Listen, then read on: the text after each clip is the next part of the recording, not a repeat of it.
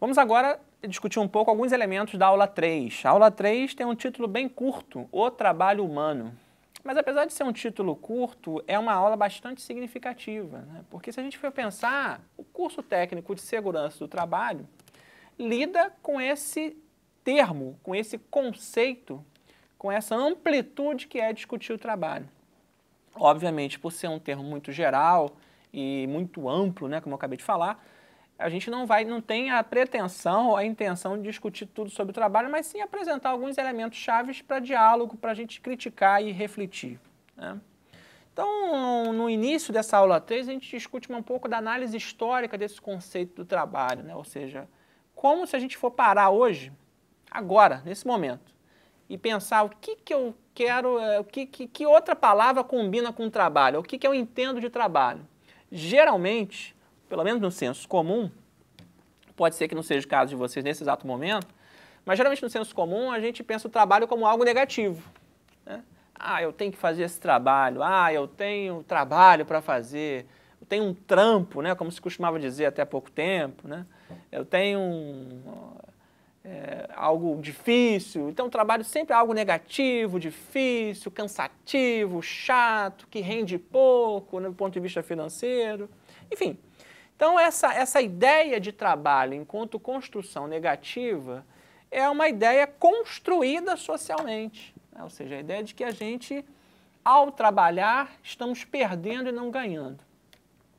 Eu não pretendo aqui com vocês criar uma ideia positiva ou positivada do trabalho, não é isso. É a gente tentar analisar friamente o porquê que esse trabalho, ou esse conceito de trabalho ganhou uma conotação tão ruim, tão pejorativa. Se a gente for pegar e pescar alguns elementos, até, por exemplo, nos textos antigos, né, textos bíblicos, por exemplo, a ideia de trabalho surge como uma punição ao homem, né, pelo menos do ponto de vista da visão daquele povo que construiu o texto bíblico. A ideia de trabalho entra na vida do homem como uma punição, já que ele, né, desobedeceu Deus, por exemplo. E a mulher, por ter sido agente dessa desobediência, acaba sendo punida mais ainda ao dar à luz a seus filhos por meio do trabalho de parto, que é algo que é doloroso, né? Mas a gente procura também, se temos uma visão crítica do trabalho capitalista, que é o que a gente vai ver já já, a gente procura também entender qual a importância do trabalho para o ser humano. E entendendo isso, a gente entende também a importância do trabalho para os grupos sociais, para a coletividade. O trabalho ele tem uma função social importantíssima. Costuma-se dizer, né, que o trabalho autoproduz o homem. E o que isso quer dizer de fato? Autoproduzir o homem. O homem ele conquista determinadas habilidades e capacidades e isso possibilita uma maior formação enquanto ser humano, enquanto indivíduo, enquanto elemento de uma sociedade.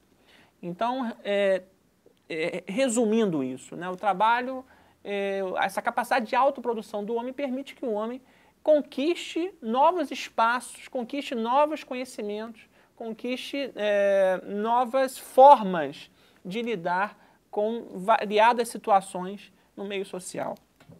Portanto, a gente tem que entender que se há um termo pejorativo acerca do trabalho, há também uma visão mais positivada acerca das capacidades que o trabalho pode oferecer para o ser humano, né? E aí, sob essa crítica, né, do sistema capitalista, especificamente, a gente traz para a nossa discussão, traz para o nosso texto, dois pensadores alemães do século XIX, né, o Karl Marx e o Friedrich Engels, que trabalham muito a crítica do sistema capitalista. Por que especificamente sistema capitalista? Bom, primeiro que o sistema capitalista está aí na nossa porta, né? Ele se renova, ele muda de cor, muda de formato, mas continua, né, com algumas questões centrais. E aí, dentro dessa questão do trabalho, a gente tem alguma questão que é a exploração pelo trabalho do sistema capitalista. Ou seja, como, por exemplo, alguns conceitos são importantes para a gente tentar entender. Como, por exemplo, o conceito de mais-valia, né?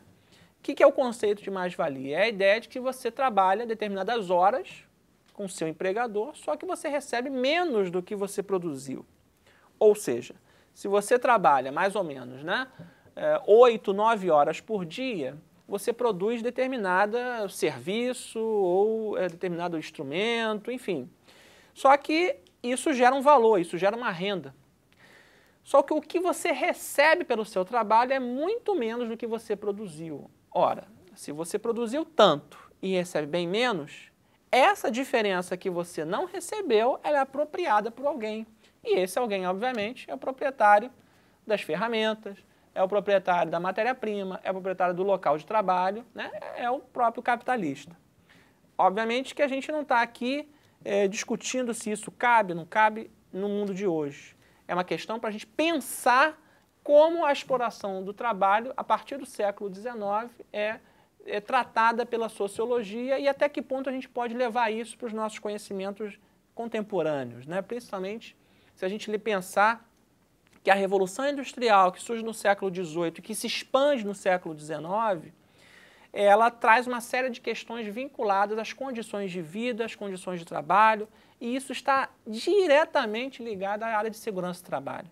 Pensar a segurança do trabalho sem pensar essas questões de saúde, de condições, de satisfação do trabalhador, de condições materiais, isso não tem como, né? A área de segurança do trabalho permite essas concepções. E aí, dentro desse material, a gente tem também um outro conceito importante, que é a questão da alienação do trabalho, né? Ou seja, quando você, na verdade, o que é algo alienado? Geralmente, no senso comum, algo alienado é alguém que não sabe de nada, não quer saber, né? Não entende de alguma coisa, não está por fora e quer continuar assim. A alienação, na verdade, é um conceito na área de economia onde você transfere para alguém um determinado bem, uma determinada decisão. Então, a alienação do trabalho é uma espécie de transferência. Você transfere as decisões da produção do trabalho para determinada pessoa. Obviamente que você não faz isso conscientemente. Você faz isso dentro das regras das relações de trabalho pela qual você se adequa, né? Enfim, então a alienação do trabalho seria essa transferência, né, das decisões, das relações, do quanto você ganha, do quanto você produz, do quanto fica para você, para uma determinada pessoa.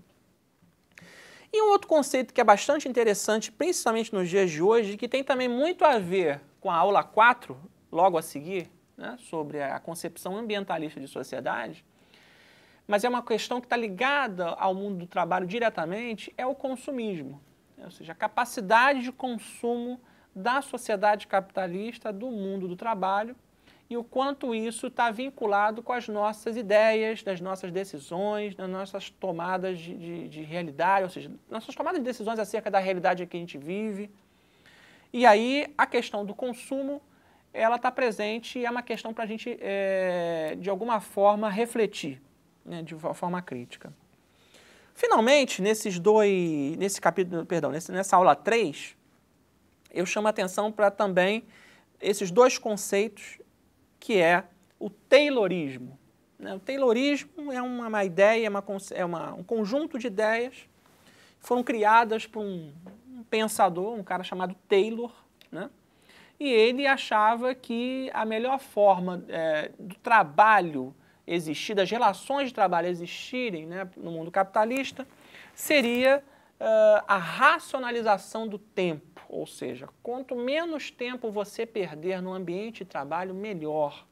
Para isso, o seu corpo tem que estar disciplinado, as ferramentas têm que estar próximas das minhas mãos, para eu não perder tempo em ter que pegar a ferramenta. A ideia de comunicação tem que ser bem restrita, que quanto mais eu me comunicar, eu perco tempo. Então, o foco está sempre na produção e não no ser humano. Então, essas ideias de racionalizar, visando principalmente o lucro da empresa, é uma ideia criada pelo Taylor e que foi apropriada por um empresário que tinha, entre os seus empreendimentos, empresas de automóveis, né?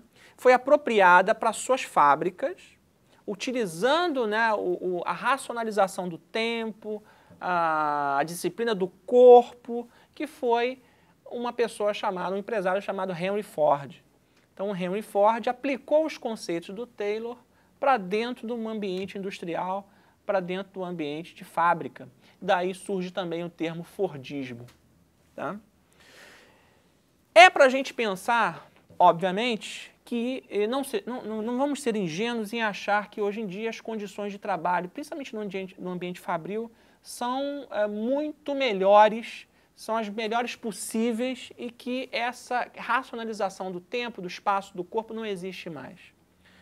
É só você abrir as páginas dos jornais, ou internet, ou enfim, ou das televisões, dos telejornais, que a gente vai ver uma série de problemas relacionados a isso. Mas, hoje em dia, existe uma legislação muito avançada, tanto do ponto de vista internacional como brasileira, que regula essa capacidade de trabalho, o meio do trabalho, por meio, principalmente, das normas regulamentadoras da segurança do trabalho.